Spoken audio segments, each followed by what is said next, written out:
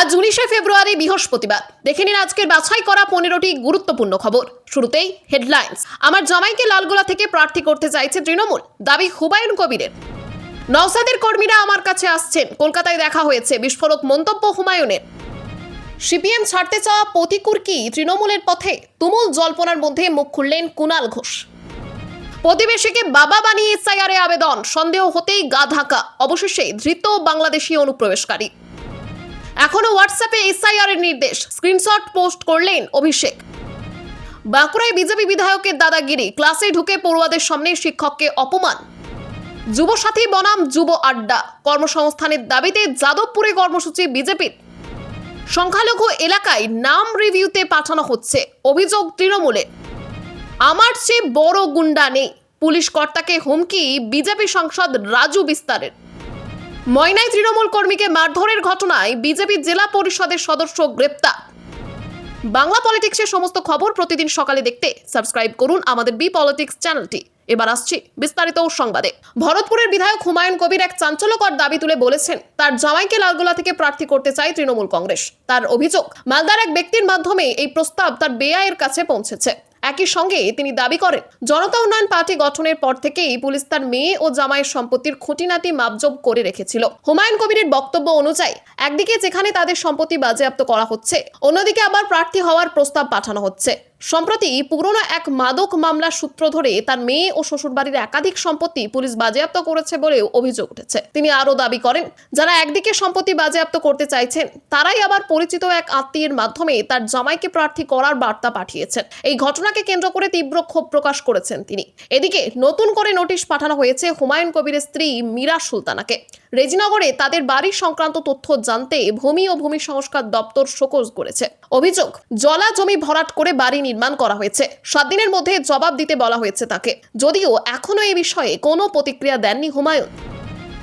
নওশাদের কর্মীরা আমার কাছে আসছেন, কলকাতায় দেখা হয়েছে, বিস্ফোরক মন্তব্য হুমায়ুনের। হুমায়ুন কবির একসময় জানিয়েছিলেন, তিনি তৃণমূল ও বিজেপি বিরোধী সমস্ত শক্তির সঙ্গে জোট গড়তে প্রস্তুত। সেই লক্ষ্যে তিনি নিজেই গিয়েছিলেন ফুরফুরা শরীফ, কিন্তু সেখানে গিয়ে তিনি দেখা পাননি নওশাদ সিদ্দিকী বা সিদ্দিকী পরিবারের অন্য কোনো নেতার। সম্প্রতি এক বিশেষ সাক্ষাৎকারে তিনি এই নিয়ে ক্ষোভ উগরে দেন। ফুরফুরা শরীফের পীরজাদাদের প্রসঙ্গ উঠতেই হুমায়ুন কবির স্পষ্ট জানান, তাদের সঙ্গে তার রাজনৈতিক সমঝোতা সম্ভব নয়। যদিও তিনি বলেন, ধর্মীয় নেতাদের প্রতি তার পূর্ণ সম্মান রয়েছে, কারণ তারা ধর্মগুরু।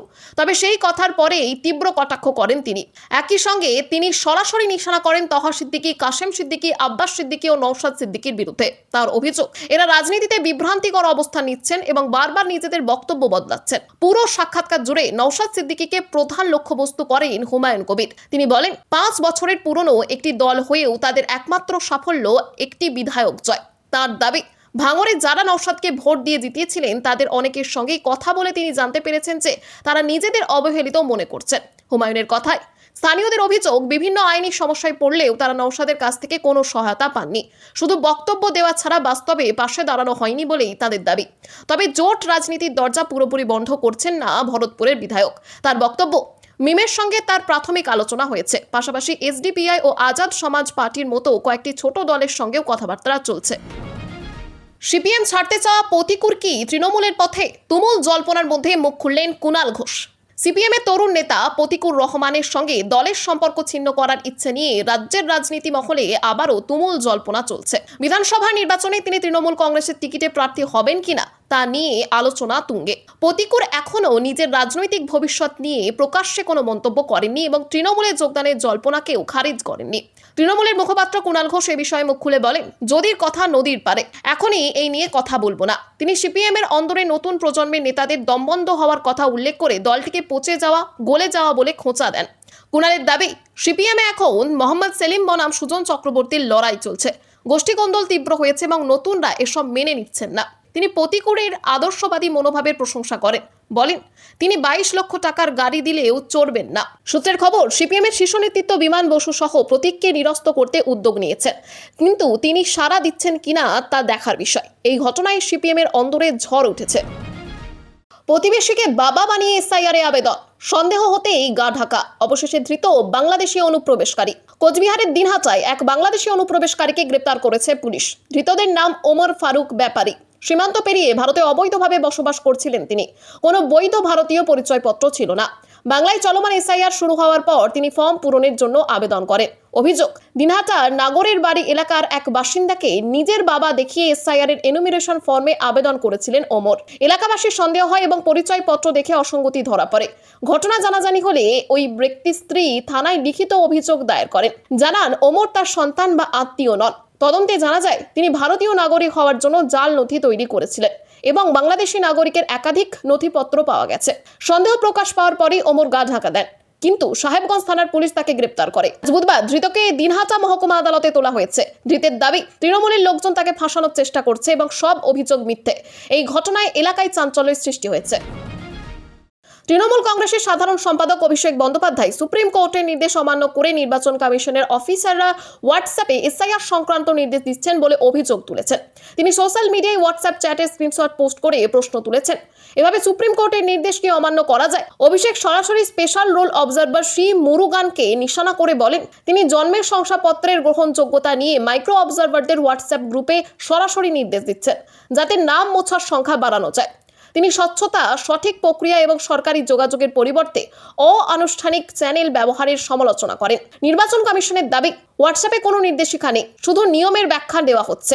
গ্রুপ থেকে তথ্য লিক হওয়া রোধে নজরদারি চলছে। বিরোধী দলনেতা শুভেন্দু অধিকারী এই নিয়ে তৃণমূলকে কটাক্ষ করে বলেন, ভোটার তালিকা থেকে নাম বাদ যাচ্ছে দেখে তারা লুচির মতো ফুলছেন।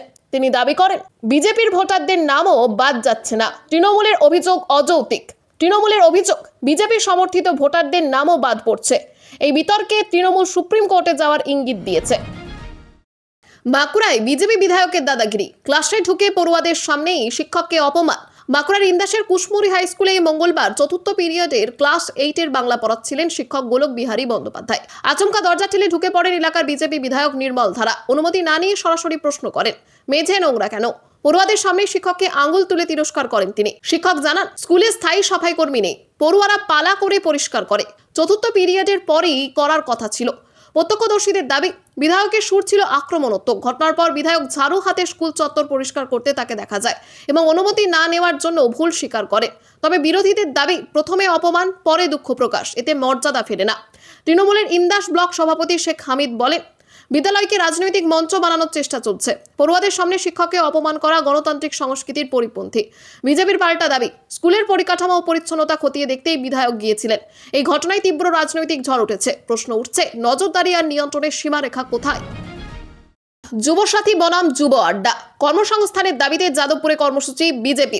রাজ্য সরকারের যুবসাথী প্রকল্প ঘিরে যখন রাজ্য জুড়ে আলোচনা তুঙ্গে, তখন তার পাল্টা বার্তা দিতে মাঠে নামলো ভারতীয় জনতা পার্টির যুব সংগঠন। বুধবার যাদবপুর 8B বাসস্ট্যান্ড চত্বরে আয়োজিত হলো যুব আড্ডা কর্মসূচি। আয়োজকদের দাবি, ভাতা নির্ভরতার বদলে সরাসরি কর্মসংস্থানের দাবিকে সামনে আনাই এই উদ্যোগের মূল লক্ষ্য। এই কর্মসূচির আয়োজন করে ভারতীয় জনতার যুব মোর্চার যাদবপুর শাখা। উপস্থিত ছিলেন স্থানীয় যুব মোর্চার সভাপতি ডক্টর ইন্দ্রনীল খাঁ, পাশাপাশি দীপ বিশ্বাস, সায়ন লাহিড়ী সহ অন্যান্য সদস্যরা। তাদের বক্তব্য, সাময়িক আর্থিক সহায়তা নয়, স্থায়ী চাকরির সুযোগ তৈরি করাই যুব সমাজের ভবিষ্যৎ গঠনের একমাত্র পথ। যুবসাথী প্রকল্পের সমালোচনা করে তারা বলেন, এটি দীর্ঘমেয়াদে আত্মনির্ভরতার দিশা দেখাতে পারবে না। ইন্দ্রনীলের দাবি, বাংলার বহু শিক্ষিত যুবক এখনো কর্মসংস্থানের অপেক্ষায়। নিয়োগ প্রক্রিয়ায় স্বচ্ছতার অভাব ও দুর্নীতির অভিযোগে যুব সমাজের আস্থা ক্ষুণ্ণ হয়েছে। সেই কারণেই যুব আড্ডার মাধ্যমে যুবকদের সরাসরি মতামত শোনা এবং তাদের দাবিকে সংগঠিত করার চেষ্টা চলছে। অনুষ্ঠানের অন্যতম আকর্ষণ ছিল চাকরি চাই বাংলা নামে একটি স্বাক্ষর সংগ্রহ অভিযান। সেখানে উপস্থিত বেকার যুবক যুবতীরা নিজেদের নাম ও স্বাক্ষর দিয়ে আবেদন জমা দেন। আয়োজকদের মতে, এই উদ্যোগ ভবিষ্যতে বৃহত্তর আন্দোলনের ভিত্তি গড়ে তুলতে সাহায্য করবে এবং রাজ্যের বেকারত্বের বাস্তব চিত্র তুলে ধরবে। সভা থেকে শাসক দল তৃণমূল কংগ্রেসের বিরুদ্ধেও দুর্নীতির অভিযোগ তোলা হয়। বক্তাদের দাবি, নিয়োগ সংক্রান্ত একাধিক বিতর্ক রাজ্যের যুব সমাজকে হতাশ করেছে। সেই প্রেক্ষিতেই যুব আড্ডা কর্মসূচির মাধ্যমে চাকরি চাই বাংলা স্লোগানকে সামনে আনা হয়েছে। সব মিলিয়ে 8B বাস স্ট্যান্ডের এই কর্মসূচি স্পষ্ট করে দিলেও যুবসাথীকে কেন্দ্র করে রাজনৈতিক চর্চা আরও তীব্র হচ্ছে। এখন দেখার এই বার্তা বৃহত্তর যুব সমাজের মধ্যে কতটা প্রভাব ফেলবে। রাজ্যের এসআইআর প্রক্রিয়া নিয়ে নতুন বিতর্ক দেখা দিয়েছে। অভিযোগ, অনেক ভোটারের নথি ইআরও ফাউন্ড চেক করে দিলেও রোল অবজারভারদের লগইন থেকে তাদের নাম টু-বি রিভিউ করে দেওয়া হচ্ছে। অধিকাংশ ক্ষেত্রে সংখ্যালঘু অধ্যুষিত এলাকার। বুধবার বিকেলে তৃণমূল কংগ্রেসের 5 প্রতিনিধি দল সিইও দপ্তরে গিয়ে সরব হয়। দলে ছিলেন পার্থ ভৌমিক, প্রতিমা মণ্ডল, ব্রাত্য বসু, চন্দ্রিমা ভট্টাচার্য এবং মহুয়া মৈত্র। মহুয়া বলেন, রোল অবজারভাররা লগইন করে নথি রিভিউতে পাঠিয়ে দিচ্ছে। সংখ্যালঘু এলাকায় এগুলি বেশি হচ্ছে। সূত্রের খবর, এক জেলায় মঙ্গলবার রাত পর্যন্ত টুবি রিভিউ ভোটারের সংখ্যা ছিল 1,500। বুধবার সকালে পৌঁছই প্রায় 8,000-এ। মহুয়া গর্জে ওঠেন, প্রত্যেক ডিইওদের নিজস্ব লগইন থাকে, কিন্তু তাদের লগইন ব্যবহার করে নাম বাদ দেওয়ার চেষ্টা চলছে এবং সংখ্যালঘু এলাকায় তা বেশি। সংখ্যালঘুদের কিছু পদবি ধরে সিস্টেম প্রশ্ন তুলছে বলে অভিযোগ উঠলেও সিইও দপ্তর খারিজ করে। সিইও মনোজ আগরওয়াল বলে, সিস্টেম কি করে বুঝবে কার নাম কি? যারাই নির্দিষ্ট 13টি নথির বাইরে নথি জমা দিয়েছেন কিংবা লিঙ্কড হওয়ার পর প্রমাণ দিতে পারেননি, কেবল তাদের ক্ষেত্রে ত্রুটি থাকার পরও ফাউন্ড ওকে করলে এমন হতে পারে। উদাহরণস্বরূপ, মেদিনীপুরের শেখ রাজেশ আলী নামের একজন ভুবনচন্দ্র বেরা নামের এক ব্যক্তিকে বাবা হিসেবে দেখিয়েছেন, কিন্তু সংশ্লিষ্ট কোনো নথিই জমা দেননি। পশ্চিমাঞ্চল বাদ দিয়ে রাজ্যের অন্যান্য জেলার বেশিরভাগ বিধানসভা থেকেই এমন ঘটনার খবর আসছে। বিধানসভার প্রতি গড়ে কম বেশি 10,000 এমন ভোটারের সংখ্যা পৌঁছতে পারে।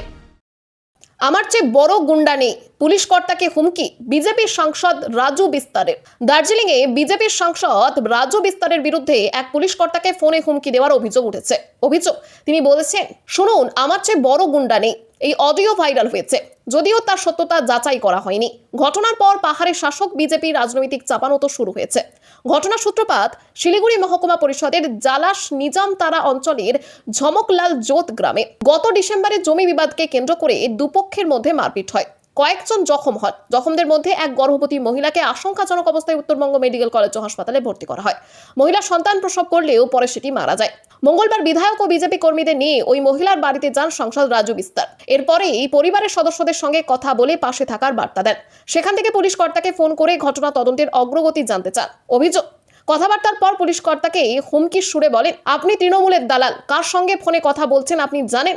যত গুন্ডা আছে সবাইকে বলে দেবেন, আমার থেকে বড় গুন্ডা আর কেউ নেই। দার্জিলিং জেলা তৃণমূলের চেয়ারম্যান সঞ্জয় টেবরিয়াল বলেন, সাংসদের ভাষা শুনে বুঝতে হবে ওদের কালচারটা কি। এই রাজ্যের মুখ্যমন্ত্রী মমতা বন্দ্যোপাধ্যায়, এখানে আইনের মতো চলে, ধমক চমক দিয়ে লাভ নেই। শিলিগুড়ি মহকুমা পরিষদের প্রাক্তন সভাধিপতি সিপিএম এর তাপস সরকার বলেন, আমি ভিডিওটা দেখেছি, ওরা যে কতটা ভয়ঙ্কর সেটা ভাষাতেই পরিষ্কার। যদিও এ বিষয় নিয়ে বিজেপির তরফে কোনো কথা বলা হচ্ছে না। ময়নায় তৃণমূল কর্মীকে মারধরের ঘটনায় বিজেপির জেলা পরিষদ সদস্য গ্রেপ্তার। পূর্ব মেদিনীপুর জেলার ময়নায় বিজেপির জেলা পরিষদের সদস্য উত্তম সিংকে গ্রেপ্তার করেছে ময়না থানার পুলিশ।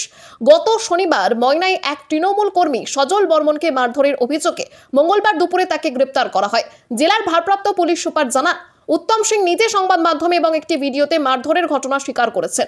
নির্দিষ্ট অভিযোগের ভিত্তিতে মামলা রুজু করে তাকে গ্রেপ্তার করে আদালতে পেশ করা হয়েছে। পুলিশের দাবি, আইনের পথে চলবে, অপরাধী যে দলেরই হোক না কেন ব্যবস্থা নেওয়া হয়।